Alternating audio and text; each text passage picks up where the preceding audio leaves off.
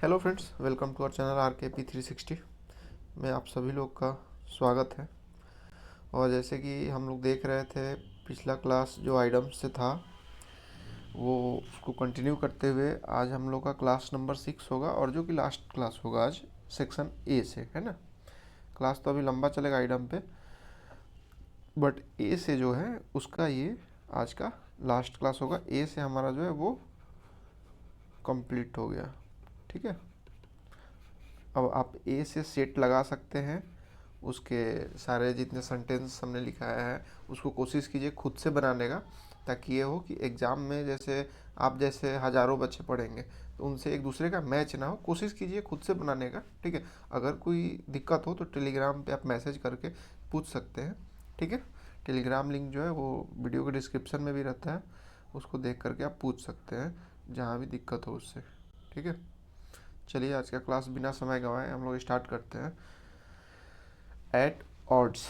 Odds जो है word से ही पता चल रहा है कि ये किसी न किसी चीज़ का विरोधी वाली बात है। ऑड है ना, जैसे हम लोग 5 व्यक्ति हैं, ठीक है। पांचों व्यक्ति में से किसी एक का हो सकता है कि ये नहीं मिल पाए, विचार नहीं मिल पाता हो, ठीक है। तो उसको हम लोग बोलते हैं ना, ये विचार का विरोधी है, इसका विचार हम लोगों से मैच नहीं कर रहा है, ठीक है। तो हिंदी में इसको हम क्या लिख सकते हैं? जो विचार का विचारों का विचारों का विचारों में क्या लिख सकते हैं इसको? विचारों में जो विरोधी होता है ना। और बात रही इंग्लिश की, तो इंग्लिश में विरोधी को हमने एडवर्सरी कल भी बताया था, और आज भी आप लिख लीजिए ओपोनेंट, ठीक है। ओपोनेंट का मतलब ये होता है विरोधी, ठीक है। अब एज अ सेंटेंस में इसको हम कैसे यूज करेंगे वो देखिए, ठीक है। जैसे पहले सेंटेंस लिख लेते हैं, आई एम, ठीक है। I am at odds I am at odds with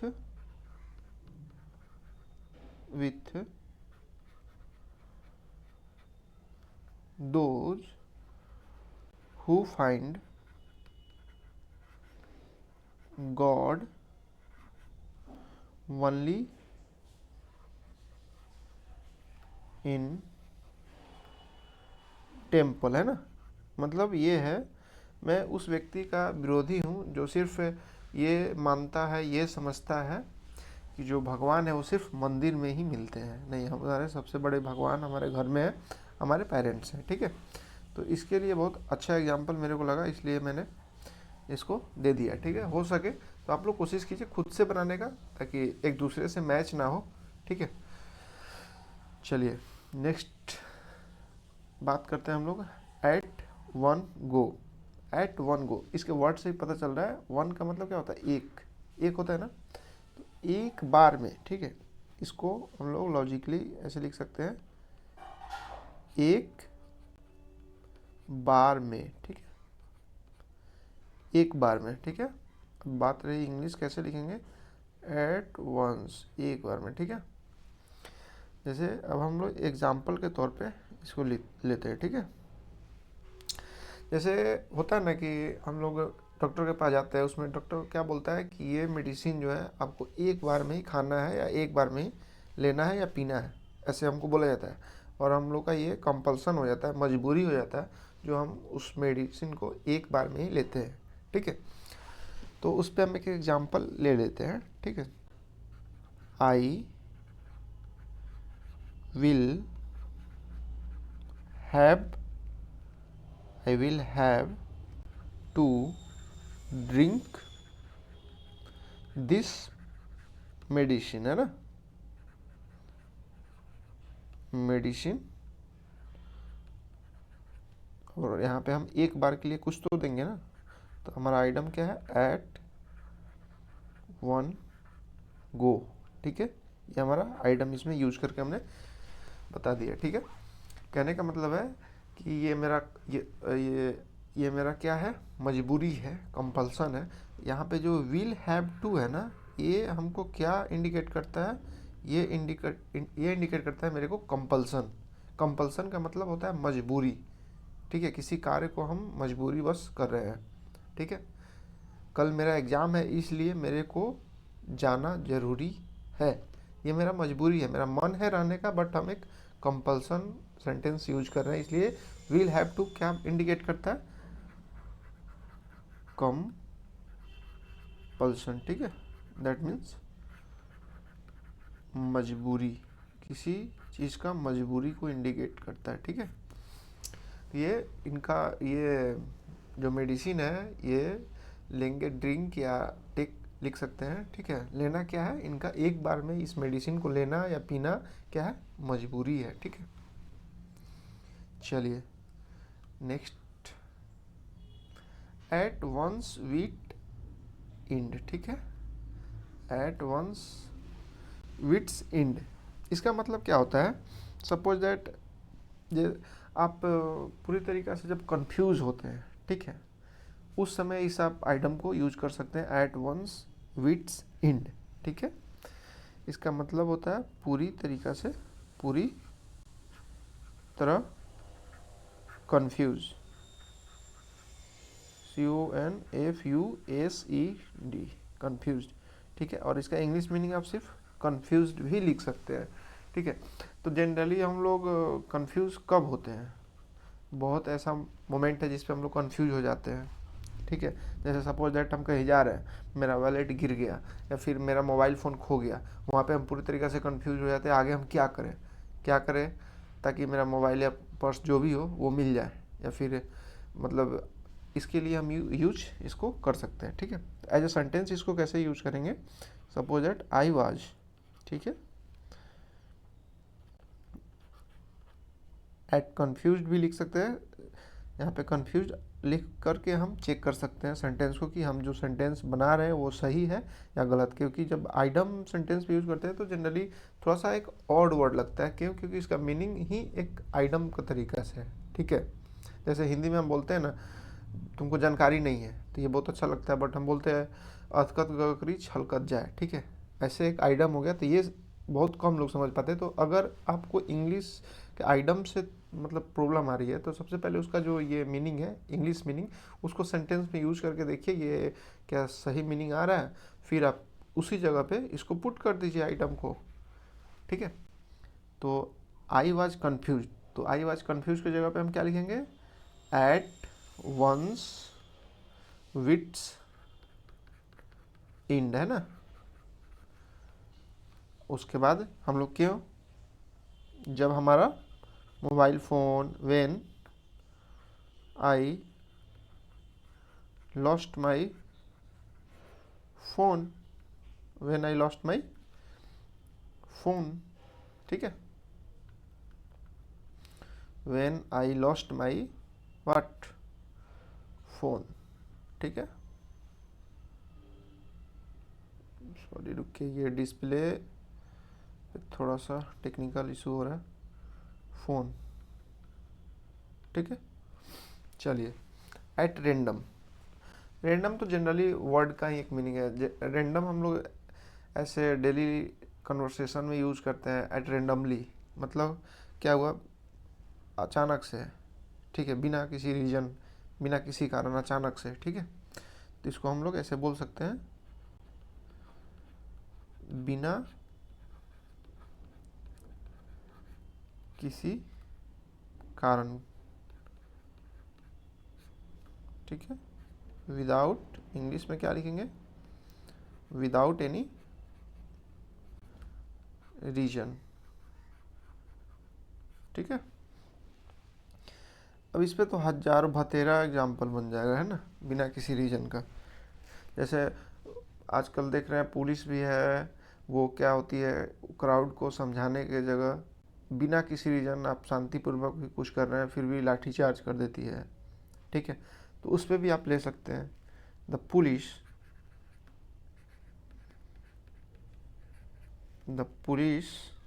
fired at random, ये आपका आइडम हो गया, एट रेंडम, ठीक है। ये हो गया at random at the crowd, at the crowd, है ना, जो भीड़ पे है वो at randomly without any reason वो क्या करता है, वो फायर कर देता है। कौन? Police man. ठीक है, चलिए अब नेक्स्ट एग्जांपल हम देखते हैं कि एट सी। एट सी से हम क्या समझते हैं? एट सी जो है उसका भी मतलब सेम होता है, कंफ्यूज। पूरी तरीक़ा से जो कंफ्यूज होता है उसमें हम क्या यूज कर सकते हैं? एट सी यूज कर सकते हैं, है ना। तो एट सी के लिए हम लेते हैं, चलिए एट सी, ठीक है, एट सी के लिए हम लेते हैं कंफ्यूज। तो इसका पहले हिंदी लिख लें, कंफ्यूज्ड। ठीक है, अब बहुत लोगों को कंफ्यूज्ड का भी मीनिंग नहीं पता होगा हिंदी क्या होता है।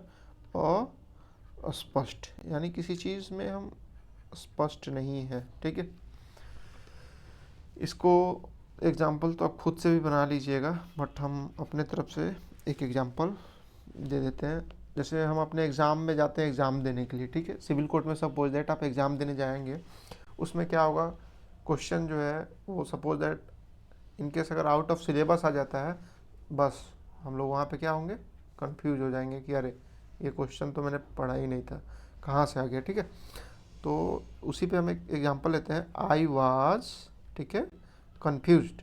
तो बट हमको कंफ्यूज तो यूज करके दिखाना नहीं है, हमको दिखाना है सी का, एट सी। ठीक है, ये item eight C when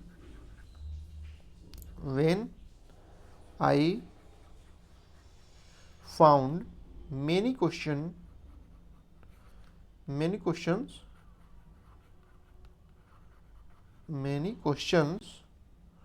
from out of syllabus, है ना।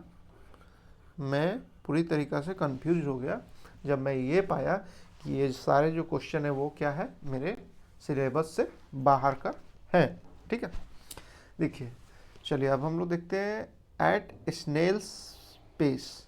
ठीक है, स्नेल्स पेस का मतलब स्नेल्स का मतलब हम लोग देखें ना, जो समझ रहे हैं वो देखिए, जो नहीं जान रहे हैं वो सर्च करके देखिएगा स्नेल्स का मतलब क्या होता है। स्नेल्स का मतलब होता है घोंघा। घोंघा होता है जब पानी वगैरह, जब बारिश वगैरह अधिक होता है उस समय ये सब ज़्यादा होता है, स्नेल्स वगैरह। ठीक है, तो उसका आप देखिएगा चलने का स्पीड बहुत धीमा धीमा धीमा धीमा, इतना स्लो। ठीक है, तो हम एक लॉजिकल टर्म से इसको याद कर लेते हैं, एट स्नेल्स पेस। ठीक है, इसका मतलब हो गया धीमी गति, है ना, धीमी गति से। जैसे कोई भी कार्य करते हैं उसको अगर धीमी गति से बोल रहे हैं, उसी को हम लोग बोलते हैं एट स्नेल्स पेस। ठीक है, वेरी स्लो। ठीक है, वैसे आजकल क्या होता है ना कि हमारे जो भी गवर्नमेंट वर्क है, गवर्नमेंट ऑफिस में जितने भी सारे वर्क हैं, सेम इसी उसके लिए बहुत मस्त एग्जांपल है एट स्नेल्स पेस। बहुत धीमी गति से वहाँ पे जो है फाइल मूव करती है ना। इन, हम ऐसे लिख सकते हैं ना इसको, in government office, in government office file move, यहाँ पे वेरी स्लो लिखेंगे बट हमको आइटम यूज करके बताना है, तो हम यहाँ पे क्या लिखेंगे, एट स्नेल्स, ठीक है, पेस, PACE, ये हमारा हो गया आइटम। ठीक है, चलिए इसका मतलब ये हो गया कि जो हमारे गवर्नमेंट ऑफिस हैं उनमें जो फाइल का मूविंग का जो स्पीड है, फाइल मूव मतलब ये नहीं समझिए फाइल चलना, मतलब ये हो गया इस टेबल से उस टेबल पे। जैसे बैंक में हम जाते हैं ना, किसी भी मनी को डिपॉजिट करने के लिए पहले वहाँ जाइए, काउंटर नंबर 2 पे जाइए, काउंटर नंबर 3 पे जाइए, तो उसी को हम बोल रहे हैं एज ए सेंटेंस। जो ऑफिस में होता है वो फाइल मूविंग का जो प्रोसेस होता है बहुत धीमी गति होता है, किसमें, ये जो हमारा गवर्नमेंट ऑफिस होता है जनरली उसमें। ठीक है, ऐसे तो होता है तो सब जगह, बट जनरली ये पाया जाता है गवर्नमेंट ऑफिस वगैरह ये सब में। ठीक है, एट स्टेक। ठीक है, एट स्टेक एक ऐसा आइटम है जो आइटम का वर्ड आइटम है सेम इसका मीनिंग भी वही होता है, ठीक है। एट स्टेक का मतलब क्या होता है, जैसे किसी चीज़ को हम दांव पे लगा दिए हैं। सपोज दैट किसी का सिविल कोर्ट में लास्ट स्टेज होगा, वो जो है अपना एज को, अपने पढ़ाई को, सब कुछ को अपने दांव पे लगा करके प्रिपरेशन करता होगा, ठीक है। तो इसको हम एट स्टेक, तो इसका मीनिंग भी होता है, बट आप इसको पहले हिंदी लिख लीजिए। जो इसका आइटम है सेम उसका इंग्लिश मीनिंग भी है, दांव पर, ठीक है। खतरे में, खतरे में, ठीक है। इसको हम बोल सकते हैं इन डेंजर, इन डेंजर, ठीक है। जैसे अगर हम एग्जाम्पल लेते हैं तो जैसे हमारे यहाँ क्या है कि अभी इलेक्शन है, तो जो अपकमिंग इलेक्शन है उसमें बहुत सारे पार्टियाँ का, बहुत सारे पॉलिटिकल जो एक्सिस्टेंस हैं वो सब क्या हो जाएंगे, वो एट स्टेक, यानी वो सब सारे दाव पे लगेंगे, ठीक है। तो इसको हम एग्जाम्पल के तौर पे देखते हैं। In the coming election, in the coming election the political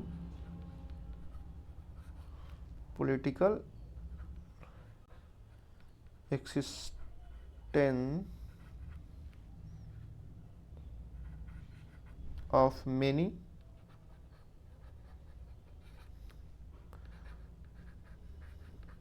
parties is at stake, is at stake मतलब वो सारे, बहुत सारे पार्टी हो, जो पॉलिटिकल एक्सिस्टेंस का मतलब ये होता है, एक्सिस्टेंस का मतलब होता है आपको अस्तित्व में, जैसे किसी चीज़ को नहीं होता हम अस्तित्व में लाए, अस्तित्व, अस्तित्व हिंदी मीनिंग अगर एरर होगा उसको आप करेक्ट कर लीजिएगा, है ना, ठीक है। इसका मतलब ये होगा जो हम लोग का अपकमिंग इलेक्शन है, चुनाव है बिहार में, उसमें क्या है बहुत सारे पॉलिटिकल जो राजनीतिक अस्तित्व जो है उन, वो क्या करेंगे, अपने पार्टी को क्या करेंगे, दाव पे लगाएंगे, यानी कि वो अपने पार्टी का जो है पूरा एकदम जोर शोर से दाव पे उसको इलेक्शन में लगा देंगे, ठीक है। बात करते हैं at the drop of hat, ठीक है। At the drop of a hat, इसका मतलब क्या होता है, जैसे किसी काम को, ठीक है, तुरंत करना। जैसे कोई आपको कॉल किया, हेलो इधर आओ, तो आप तुरंत गए, ठीक है, बिना किसी तरीका का देर किए हुए, है ना। इसको हम ऐसे लिख सकते हैं ना, तुरंत, तुरंत, ठीक है, बिना देर किए, है ना, बिना देर किए, इमीडिएटली। इसको इंग्लिश में हम बोल सकते हैं ना, इमीडिएटली,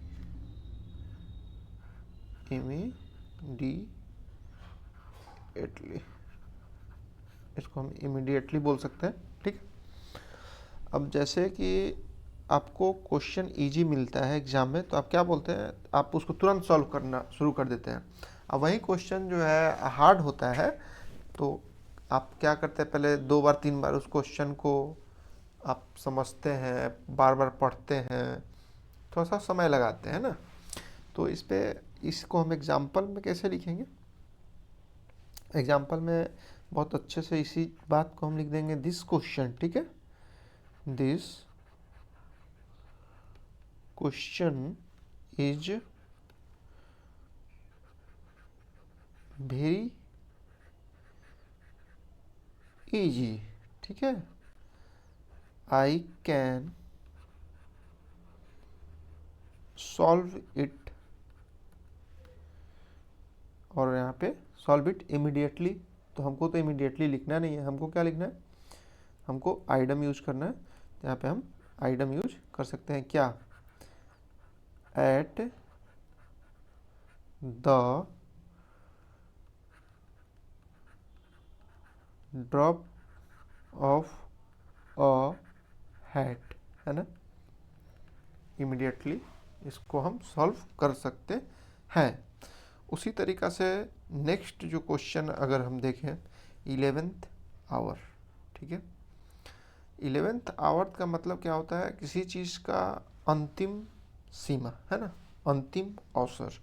जैसे होता है ना, किसी चीज़ का अंतिम अवसर मिला है, इस सिविल कोड को क्रैक कर लेना है, फिर इसके बाद 7 साल 8 साल के बाद ही आएगा, है ना।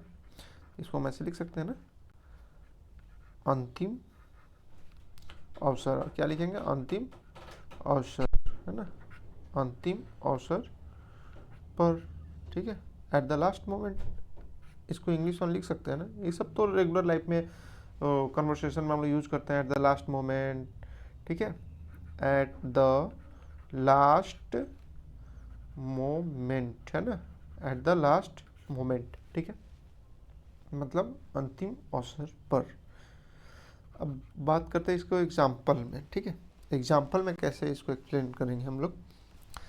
सपोज दैट अगर हम सिविल कोड का ही लेते हैं, अभी एग्ज़ाम मेंस का होने वाला है, बट अगर जो प्रिपरेशन अभी से नहीं कर रहा है, वो रिजल्ट आने के बाद क्या उसका सिलेक्शन संभव है?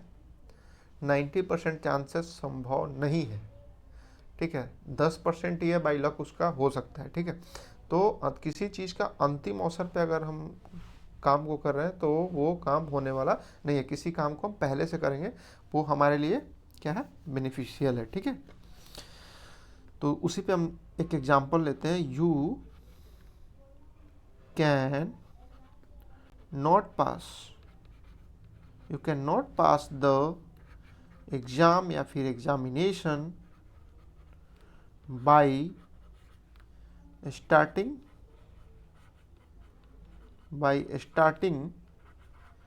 Your preparation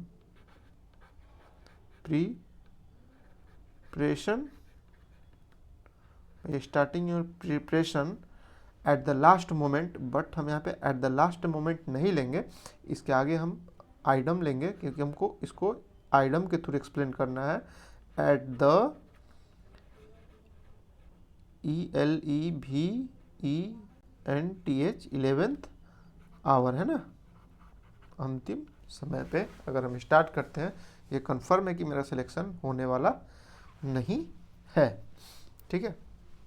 eight the end of one's tether, इसका मतलब क्या होता है, एक सहन शक्ति होता है। किसी काम को हम लोग बर्दाश्त करते हैं, लेकिन उसका एक तो लास्ट पॉइंट होगा जहाँ तक हम आखिरी बर्दाश्त कर रहे हैं, ठीक है। तो इसको हम क्या बोलेंगे, सहन शक्ति की अंतिम सीमा, है ना, उसको बोलेंगे हम। किसी भी चीज़ का सहन शक्ति जो होता है उसका एक अंतिम सीमा जहाँ तक हम लोग बर्दाश्त कर सकते हैं, सहन शक्ति। हिंदी एरर होगा, प्लीज़ करेक्ट कर लीजिएगा, एक हम्बली रिक्वेस्ट आपसे। सहन शक्ति की अंतिम सीमा तक, सहन शक्ति की अंतिम सीमा तक, है ना। अब इसको हम एक शॉर्टकट इंग्लिश में लेते हैं, पेशेंस लेफ्ट, ठीक है। अब एग्जाम्पल के तौर पे हम क्या लेंगे इसमें, सपोज दैट आप पूरे दिन काम करते हैं, लेकिन एक तो आपका एक लास्ट पॉइंट होगा जब आप क्या कीजिएगा, अब आपसे थक जाइएगा, आपसे काम नहीं हो पाएगा, अब आप बर्दाश्त भी नहीं कर सकते हैं, ठीक है। तो उसके लिए हम क्या एग्जाम्पल ले सकते हैं, जैसे हम जनरली 5 बजे तक ही काम कर पाते हैं किसी भी ऑफिस वगैरह में, तो लेते हैं bye 5 o'clock, by 5 o'clock after a busy day, ठीक है। मैं क्या आ जाता हूँ, आई एम पेशेंस लेफ्ट, यानी मैं अपना धैर्य खो देता हूँ किस चीज़ का, काम करने का। अब मेरे से काम नहीं होगा, है ना। इतने बिजी शेड्यूल होने के बाद मैं 5 बजे के बाद क्या होता है, पेशेंस लेफ्ट कर देता हूँ, यानी कि at the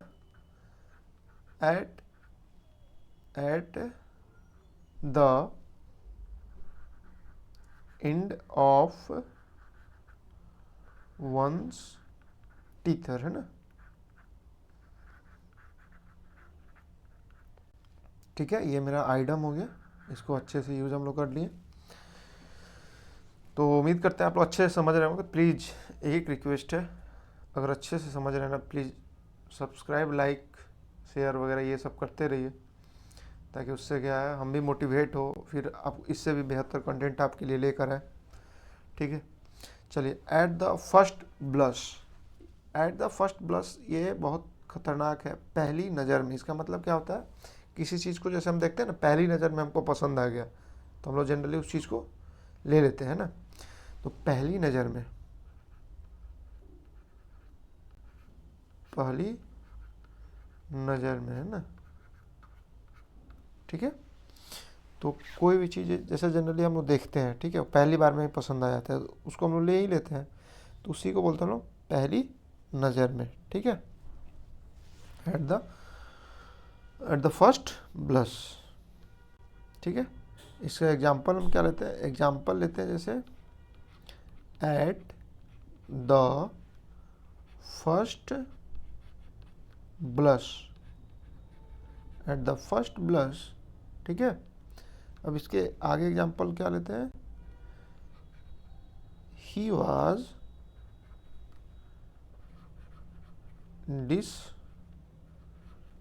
dissatisfied with her, with the proposal या विथ हर, अगर किसी से कंपेयर कर रहे हैं तो यहाँ पे विथ हर भी लगा सकते हैं, हिज भी लगा सकते हैं। ठीक है, विथ द प्रपोजल, अरे सॉरी, एक मिनट, यहाँ पे अच्छे से लिख देते हैं, यहाँ पे स्पेस थोड़ा कम है इसलिए थोड़ा दिक्कत हो रहा है। यहाँ पे ऐसे PROPOSAL,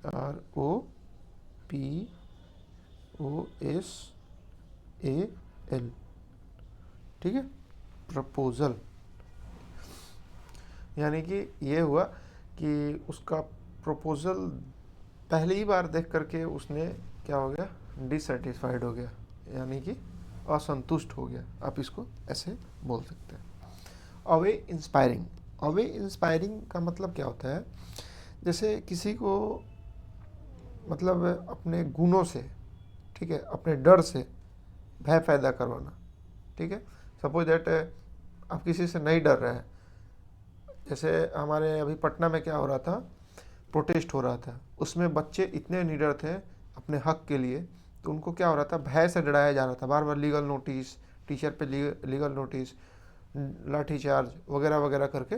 ठीक है, तो उसको हम लोग क्या बोलेंगे, भय से जो मतलब भय पैदा करता है, किस चीज़ से, डर से, डर के भय पैदा करता है, उसी को हम लोग क्या बोलते हैं, अवे इंस्पायरिंग। ठीक है, इसको हिंदी में कैसे लिखेंगे, भय पैदा करना। एक तो होता है जैसे हम लोग खुद से डर जाते हैं, ठीक है, बट एक होता है कि हम लोग डर नहीं रहे हैं, हमको ज़बरदस्ती मेरे अंदर भय पैदा करके डराया जा रहा है। ठीक है, इसका मतलब सिंपली ये समझ लीजिए, भय पैदा करना, भय पैदा करना। ठीक है, किसी के मतलब अपने गुणों से, अपने गुणों से, है ना, गुणों से भय पैदा करना। ठीक है, जैसे अब इसको हम इंग्लिश मीनिंग क्या लिखेंगे, इसको हम इंग्लिश मीनिंग ऐसे लिख सकते हैं, causing, CAUSING, causing, causing of feeling, causing of feeling of respect on what, किस चीज़ से, फियर से, है ना, FEAR है। ठीक है, ये तो इसका इंग्लिश मीनिंग हो गया। ठीक है, अब हम बात करते हैं एग्जाम्पल कैसे लेंगे। ठीक है, इसका एग्जाम्पल कैसे लेंगे हम। ठीक है, it is a very, suppose that it is a, पहले एग्जाम्पल लिख देते हैं फिर आपको समझाते हैं। ठीक है, it is very away inspiring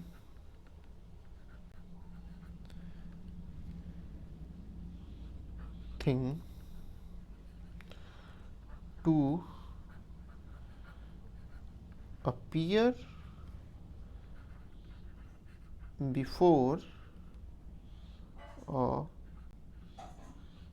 court. कहने का मतलब ये है, कोर्ट में अपीयर होने से पहले ये एक भय पैदा करने वाली क्या है, चीज़ है। अब क्या चीज़ है उसका जिक्र कोई भी चीज़ हो सकता है। सपोज दैट पता चले कि जो जज साहब है वो ऑनरेबल जज हमारे बहुत ही कड़क मिजाज के हैं, थोड़ी सी गलती पे वो मतलब कोई कंप्रोमाइज़ करने वाले नहीं है। तो जैसे ये बात आप सुने, कोर्ट में अपीयर होने से पहले ही आप क्या हो गए, आप एक भयभीत हो गए। ठीक है, क्यों? क्योंकि वो जज का एक ऐसा गुण था, क्या गुण था कि वो कड़क मिजाज का है, तो उनके गुणों से आप क्या हो गया, आपके अंदर एक भय पैदा हो गया। बहुत अच्छा एग्जांपल मिल गया, इससे आप हमको उम्मीद है कि अच्छे से समझ पा रहे हैं। ठीक है, अब चलिए नेक्स्ट एक्स टू जिरेंड। ठीक है, इसका मतलब क्या होता है? एक्स टू जिरेंड का मतलब होता है जैसे कि अपना स्वार्थ सिद्ध करना। ठीक है, इसको हम ऐसे लिख सकते हैं,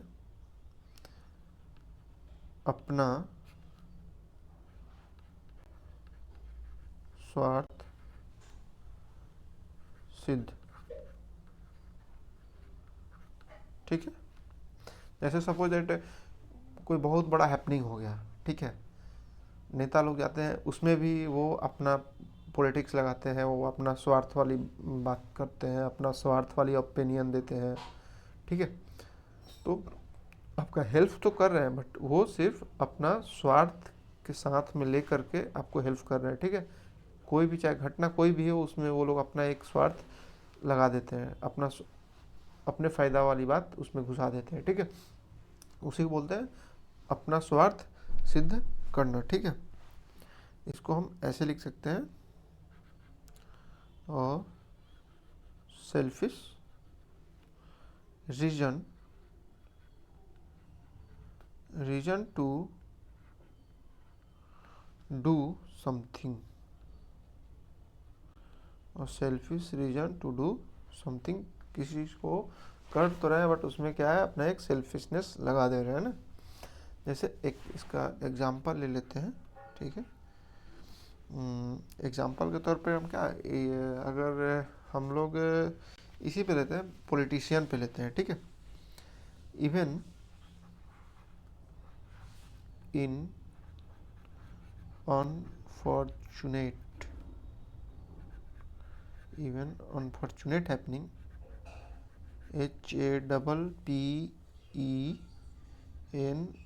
HAPPENINGS हैपनिंग्स, पॉलिटिशियन क्या करने लगते हैं, पॉलिटिशियंस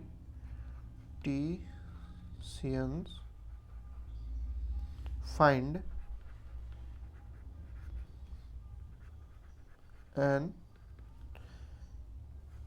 एन इसलिए लगा क्योंकि यहाँ पे एक्स टू जिरेंड है ना, एस है ना, एक्स टू ग्रेंड। ठीक है, कहने का मतलब ये है, मतलब एक आकस्मिक घटना भी होता है, उसमें भी पॉलिटिशियन अपना ही स्वार्थ लगाने लगते हैं, खोजने लगते हैं। ठीक है, तो यहाँ तक हम लोग का जो है सफ़र आज का कंप्लीट होता है, और ये बहुत अच्छे से हम लोग कंप्लीट कर पाए सेक्शन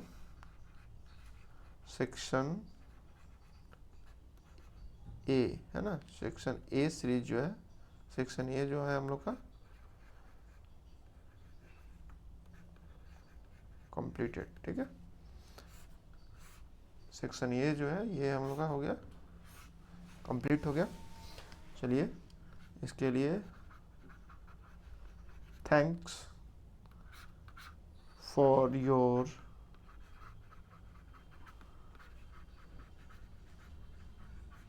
सपोर्ट।